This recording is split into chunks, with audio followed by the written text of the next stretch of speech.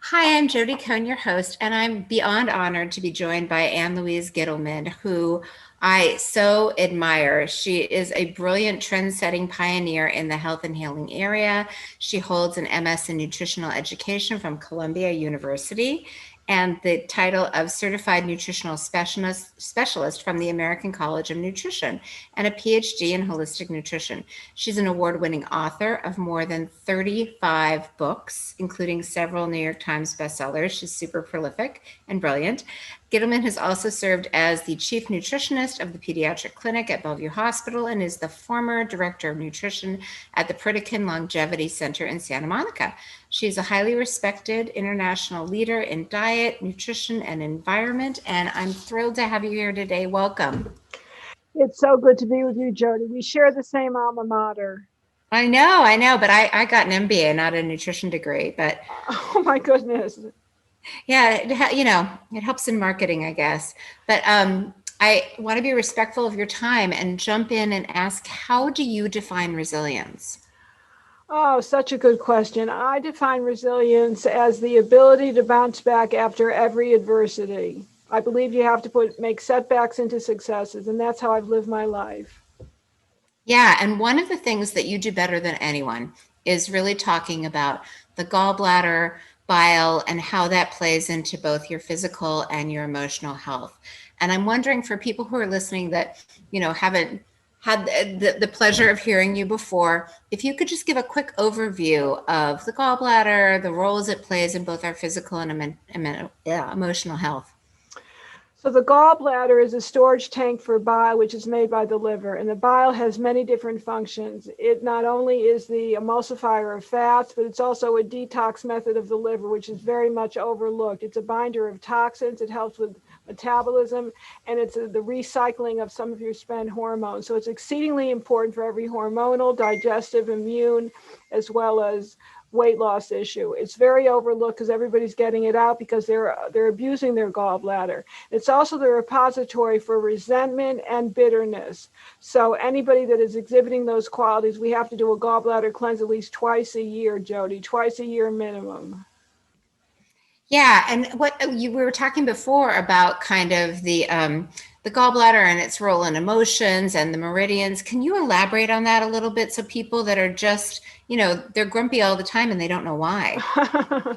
Well, according to traditional Chinese medicine, the gallbladder is one of the largest meridians, kind of one of those energy anatomic lines that runs through the body. And for those people that are exhibiting problems with aches and pains in their right shoulder, problems with gallbladder dysfunction in terms of inability to digest fats or heavy metals or toxins, it all has to be tuned up.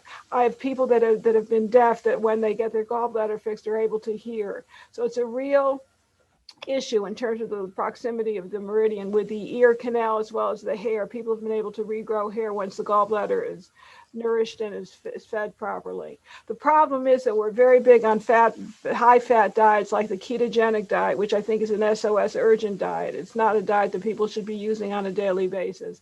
Most people, if they don't have their gallbladder, are not digesting all that fat, so it becomes stored, it becomes toxic. And without the stored fat being metabolized properly, you have the inability to use vitamins A, D, E, and K, which are the fat-soluble vitamins. So I think a lot of immunity, metabolism, and thyroid issues are all connected to the health and the well-being of the thyroid, as well as the health and well-being of the gallbladder, the storage of the bile, which to me is like liquid gold. Yeah, and you mentioned some symptoms that people might not have been familiar with. I'm curious, I had heard that tinnitus, morning sickness, motion sickness. What are some other, for listeners who are like, oh, I hadn't thought about that. That might be me. What are some other symptoms that a gallbladder that's not working might present Well, you as? mentioned ear ringing is typically one of them. Deafness could be another one. The other is the metallic taste after you're eating fats. The other is the inability to digest proteins and fats. Problems with your GERDs, sometimes heartburn, sometimes H. pylori, issues with leaky gut, issues with limping, issues with the whole right side of the body, burning, aching, and inability to metabolize hormones properly. So it's connected to it's the hormones, metabolism, and even the thyroid. So we're having an epidemic of hypothyroidism. I say go to the gallbladder first, fix the gallbladder, the thyroid will right itself. So when we think of the gallbladder, can you talk about, first of all, kind of what's going wrong and what might be happening for people? We're not metabolizing the bile. The bile gets stuck in the gallbladder ducts. That's because it's not being emulsified, because we're lacking of major nutrients, the fat soluble nutrients, the lipotropic nutrients, which are the methionine, the choline, and the inositol. They're very, very highly deficient in the American diet. So most people that have gallbladder or hormonal or thyroid issues should be taking 500 milligrams of choline, 500 milligrams of inositol, and 500 milligrams of methionine on a daily basis 3 times a day. If you take 500 milligrams of choline 3 times a day, you will never have fatty liver ever in your life. It's known to really right a fatty liver, which is affecting 25 million Americans. It can actually make your liver skinny again and so make you skinny as well. And it can also affect the thyroid, because when the bile is released in the system, it activates a T4 to T3 enzyme. So you start metabolizing your food much more efficiently. So there's this unholy alliance between the gallbladder, the thyroid, and your metabolism and your hormones and your detox. And nobody's talking about it until I started writing about it 5 years ago. Yeah, it's really amazing. And people like, I've heard people leave the gallbladder out of the conversation, say things go from the liver to the gut, not realizing that the gallbladder is the connector. It's the major connector. If you have heavy metals, you've got to really clean up the gallbladder. That's where the choline comes into play, or a supplement I created called Bile Builder. You need to have all these kind of lipotropic nutrients. That's where the choline, inositol, methionine come into play. And also, if people have a lot of parasites, we know that Giardia loves to live in the gallbladder duct, so you've got to clean out the gallbladder. Gallbladder is the forgotten organ that is so very important. And if you're harboring a lot of resentment and bitterness, go to the gallbladder. You'll see how it affects your whole system. And looping this back to resilience, when you're angry and bitter, when you clean your gallbladder, you feel different. You can look at the world differently. And so sometimes with resilience, that's the bottleneck, literally. Well, it's putting on different glasses. It's looking at the world through different lenses. But if you don't feel good, if you don't feel good physically, you can't emotionally overcome anything. I really think it starts from the outside in. Yeah, and you mentioned your supplement Bile Builder. That I bet everyone's going to go buy this now. But can you talk us through a little bit, like how do you clean out the gallbladder? What does that look like? What does that entail? Well, if you're eating a higher fat diet, we know we need the essential fatty acids, but the essential fatty acids from the omega 6s and the omega 3s need to be metabolized by choline as well as bile acid. So you have to take a supplement if you're over the age of 40, because most of us have not had enough lecithin, choline, or bilirubin and cholesterol to metabolize fats properly. So we're highly deficient. And years ago, we used to use a lot of sunflower and non-soy lecithin, or I should say non-GMO soy lecithin, because it emulsifies fats. We're not using that anymore in our smoothies and in our drinks. So you need to do that on a daily basis. What was your question again? Oh, just some of the, like I hear bile your binders, bitters, what are some things like, I know you have a great protocol in your book. Can you walk people through kind of the protocol for supporting a healthy gallbladder? Well, it's taking the nutrients I talked about. That's where the bile acids come into play. That's where the choline, methionine, inositol, even a little bit of lipase, which is a fat digesting enzyme. And it's eating a lot of bitters, because bitters really help to thin out bile. Many people have clogged bile ducts because they're not taking enough of the lecithin. I got off on the lecithin because I'm so in favor of lecithin, which can lower total cholesterol and especially lower LDL oxidizing cholesterol. So we're not taking enough of those nutrients in. Number one, we're harboring resentment and bitterness. Number two, and number three, we don't have enough HCl, hydrochloric acid, which also assists in releasing bile from the gallbladder. So there's a whole bunch of stuff that really coordinate and coagulate into a perfect storm. On a daily basis, even though I have my gallbladder, thank God, I've got all my organs so far, except for a few missing teeth, which are actually so important for the organ flow.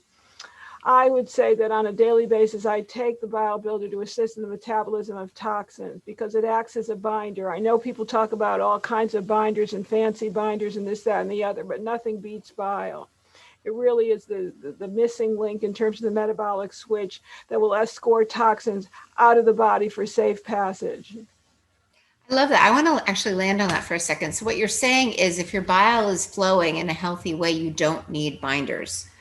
That's correct. You know what could get stuck in the bile? The heavy metal that loves to get stuck in the bile is copper. So if anybody has copper dysregulation, you've got to really tone up your bile or tone up your gallbladder. And there are lots of herbs that do that, especially the bitter herbs that we were talking about, or even some apple cider vinegar is very important for the gallbladder and the liver. My favorite one, however, is dandelion and dandelion root tea. Interesting. And for people who don't know, like bitters, dandelion root, milk thistle, can you talk about some of them? So, Well, they're bitters. There's a whole slew of herbs that are considered to be bitters. I think angelica root is known as a bitter. Ginger is known as a bitter. Garlic is known as a bitter. So some of them that we're very familiar with already are actually known as bitters. Milk thistle and Oregon grapefruit are two other ones. So whatever you do for the liver and gallbladder, you'll be doing for your whole system, your metabolism, your hormones, the health of your skin, the health of your ability to hear properly and metabolize. And the connection between the gallbladder and the thyroid, I think, is one that's most exciting. Because years ago, I began to realize that people that had their gallbladder out 3 to 6 months later started having a slowed down metabolism. So there's an interesting relationship there too. So if you take something like Bile Builder or take the bitters, you'll see that your metabolism is increased. And it's very important for people with autoimmune issues like the Hashimoto's that's so prevalent in this day and age. Everything is connected, Jody. That's really what the bottom line is. I've seen you. Can you dive in a little bit more about the correlation between the gallbladder and the bile and the thyroid and the liver, if you want, how those hormones kind of interplay? So when the body breaks down or releases bile to break down fatty acids into an emulsified state, it also has the ability to act as a trigger to the enzymal production of T4 to T3. And that production of T4 to T3 from inactive to active thyroid assists your metabolism. We found that to be so in 2 or 3 documented studies from Harvard and Tampere University in Finland.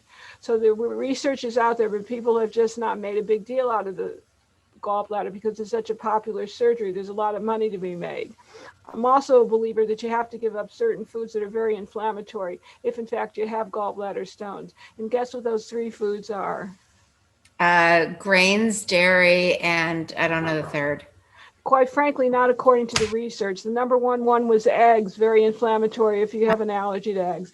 Eggs, onions, and pork were the big 3. And we find if people give up those 3 foods, they you can let sleeping gallstones lie. Eggs, pork, and onions. Onions. Wow. The study was done back in the 60s, right around the year you were born, 1968. And it was really very interesting because it was done by an allergist. And we find that if people omit those 3 foods, they don't have to get their gallbladder out if they're on the fence about whether to get the gallbladder out because they're starting to form stones. Wow. Could you speak a little bit about kind of how bile and the gallbladder also affect your hormones? Like for someone who might think they're estrogen dominant or their hormones are just off? Well, bile is the repository for the spent hormones. So if the bile is not emulsifying fats properly, you're not going to be able to emulsify and break down the hormones into their usable and their bioavailable parts. So using the bile for that purpose, something like the bile builder would be important, or a particular element called activated sulforaphane, which actually does break down those hormones into much more biologically acceptable hormonal metabolites. So the activated sulforaphane with a bile builder would be my recommendation for people that are really having an estrogen dominant or, God forbid, an estrogen fueled cancer situation. And you talked a little bit about having your gallbladder. For the listeners who might have had their gallbladder out, can you give some advice to kind of continue, a healthy bile function and a healthy life? Yes, you want timed bile release is what you want, which is why you have to take a supplement with bile acids, ox bile, a little bit of betaine, maybe beetroot if you don't have an issue with oxalates, as well as the choline. I think most importantly is to get that choline at 500 milligrams 3 times a day so that you're not forming a fatty liver. So the research is pretty definitive.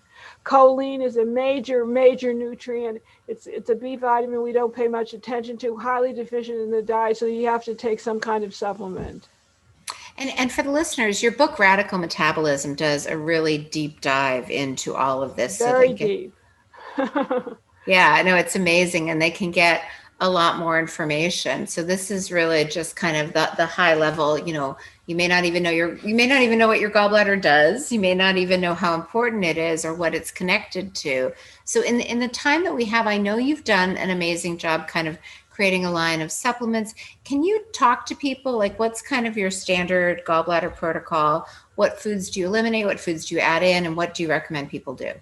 So I like the bitter foods, the bitter fruits. I like grapefruit. If people can tolerate grapefruit and are not taking contraindicated medicines, grapefruit, some of the citrus, lemon, and water, very highly emulsifying of bile. I love people taking in a daily drink of perhaps the dandelion root once or twice a day. I like the bitter herbs such as arugula, and I love endive, and I love any of the very bitter lettuces, particularly the ones that are grown hydroponically. So the bitter vegetables, the bitter herbs, the bitter fruits, the bitter spices, you need to take at least one bitter a day. And what I do is I put a little horseradish in my vegetable dressings, my salad dressings. And horseradish is a terrific bitter, which is very good for the gallbladder, the liver, and to clear your sinuses. Yeah, I actually love horseradish. At Passover, one of the Jewish holidays, you can have, they grind it up, but you can actually eat it. It's delicious. But I eat it every day of the year. I put it in sauces and I put it in meatloaf. It's my secret sauce, my secret ingredient for the secret sauce.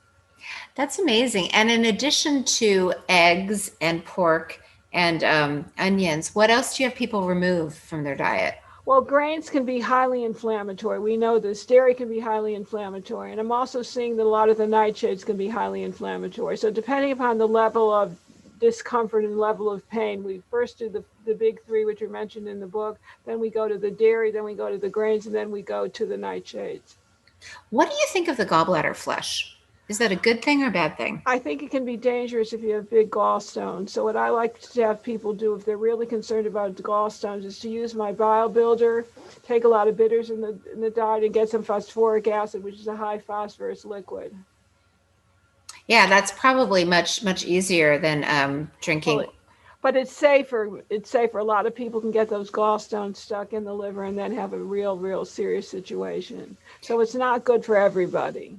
Yeah, the first time I did it, that's actually what happened. Basically, I'm fortunate that I'm well resourced, but yeah, it's kind of like you moved something from a place where it wasn't causing any harm to where it could be causing harm. So I agree with you. You got to know what you're doing with that. But I also like coffee enemas. I think that's a good way to kind of flush the bile. Yeah, I was going to ask you about and castor oil packs. Are you a fan? Love it, love it, love it. Very healing for the emotions and for the lymphatic system. And the castor oil topically can actually go into the skin about 2 to 3 inches, and it's very calming. So I believe in that. I believe in the colon hydrotherapy and a little bit of the coffee enemas once or twice a year, or maybe even 4 times a year at the turn of the seasons. And what about some of the other suggestions like saunas, Epsom salt baths? Well, I think all those are good, but I really think that the phosphoric acid is the ticket if you've got gallstones. I mean, there's some herbs that you can use as well. Angelica is one of them that's considered a very good bitter herb to remove gallstones. And actually, the other one that we're using is one that we used to use for kidney stones, but for hard to solve incurable cases of the gallstones and all the gall issues, we're now using stone root. Oh, okay. So we typically use that for kidney stones, but I'm finding it's very helpful for people that are using stone root or stone breaker is what it's called. Piedra chancra. Yeah, I love that. I use that when it's funny, I can tell when something's not quite right because I can feel it in the gallbladder. So I use that in choline. I adore choline. I live on my bile builder, and again, I don't have any issues with my gallbladder that I know of, but I find that everything is better, including elimination. The secret to good elimination is to lubricate the gut, and you lubricate it with the bile acids. It's the most lubricating substance known to man. So now every time I eat, I go to the bathroom 3 times a day. Wow. And tell us more about some of the supplements that you mentioned in your company. I know, and also I know Radical Metabolism is the latest book, but if there are other earlier books that people might benefit from in relation to the gallbladder. Fat flush plan and radical metabolism would be it. The new fat flush plan, which contains some great information about the bile. The bile builder is quite unusual. We have a magnesium that has 4 cofactors, so it really hits your heart, your liver, your spine, your nerves, your muscles. We've got a parasite formula that has been it's really the pioneering parasite formula that's been out there for 25 years that really, really works because I studied with real live parasitologists. I didn't just take this, that, and the other from the internet the way so many people do these days. And also we have, well, it's true. It's like I everything but the know. kitchen sink. There's really an art to doing formulation. So my original teacher died at the age of 106, Jody. So I learned everything I could from her. I apprenticed with her for 20 years, and now all those secrets are now in the Unikey Health formulas. What's her name? Hazel I Parcells. knew you were going to say that. Joe Dispenza apprenticed with her as well. Yes, yes. Joe Dispenza was a good friend of mine. May he rest in peace. I'm talking about the original fellow that co-wrote her book. Yes. Oh, okay, right. Yes. Okay. And Unikey Health is your company where you sell your Well, products. I'm the co-formulator. It's owned by my husband, but it's unikeyhealth.com. And you'll see all the different formulas, especially that bile builder. We have one for the brain that's based on a Romanian formula that we picked up many, many years ago. We've got the adrenal formulas. We got the radical metabolizer. And we've got an immune formula that is all the right glandulars that people need in this day and time. I'm not a big believer in people using herbs on a daily basis, by the way, but I do think they need to use glandulars. I think that's where the secret sauce lies. Oh, tell me more. Why not herbs? Because I've learned from many, many people over the years, all my teachers and all my kind of masters that walked the earth maybe 20, 30 years ago, that the herbs are medicinal and you only use them when you have a real issue, but you've got to still build up your innate resilience. There you go, innate resilience, and make yourself an invincible fortress. By fooling the system and thinking it's young, you do that by balancing pH and by using different glandulars. So I use the parotid gland for heavy metals, I use the liver glandular, I use the adrenal glandular, I use something for the brain as well. And all those are in our formulas at unikeyhealth.com. I love it. Innate resilience with the gallbladder. Yes, innate resilience, because we never know what they're going to throw at us next. And we've got all kinds of variants out there. And the reality is that there's going to be all kinds of things as we grow older, we grow more exposed to these things. The only thing you can do is grow a stronger innate immune system. And this is what we're doing, innate resilience. And on that note, do you want to share a little bit about your new book? Yes, what's the name of it? Radical Longevity. Radical Yeah. Longevity is the book we're talking about. Yes, it's a book about all the super agers and what you can do to forestall aging. I think we have to postpone it by 30 years. Yes, exactly. And what were some of your favorite new findings or takeaways in the new book?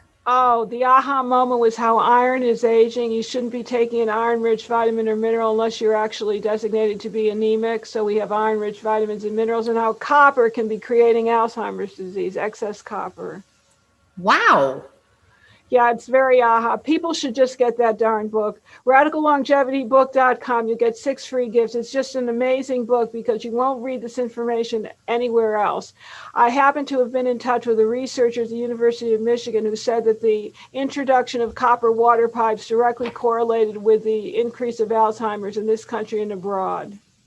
Weren't you the one? Isn't that like why people in Rome went a little nuts when they like used the copper No, they used pipes? lead. Lead was the Yes. downfall of Rome. Copper will be the downfall if we don't overcome this in this country. It's the modern scourge of 21st century America. It is brilliant stuff. It's not my stuff. I'm just a messenger. This is from George Brewer. But it's all in RadicalLongevityBook.com. Amazing. And is there anything else on the topic of resilience or innate resilience that we haven't talked about that you would like to share? One more thing, and that is the other aha moment from Radical Longevity was the use of lithium, low dose lithium, to overcome Alzheimer's as well, because it acts to facilitate all of the brain stockpiling of the iron and the copper. So it's a facilitator to remove iron and copper from the brain, and it can actually overcome and reverse Alzheimer's. Nobody knows about it, but now your audience does. 20 milligrams of low dose lithium per day will keep Alzheimer's away. Amazing. That's fabulous. Well, Well, we all should spread the word because this stuff really works and it's cheap. That's why nobody knows about it. well, thank you so much for your time and your brilliance. And can you share again where people can find out more about your new book and also your supplements? Go to radicallongevitybook.com because we'll give you a coupon for the supplements. You get 6 free gifts and you'll get a wonderful book that I think you should share far and wide. It's not for just people that are getting older and in their 70s like I'm privileged to be, but for people in their 30s and 40s that want to forestall the aging process and postpone it for 30 years. And bolster their innate resilience. Their innate resilience, because it's all about resilience, people. It's all about resilience. Well, thank you so much. It's always a pleasure to connect with you. Pleasure is mine. Thank you.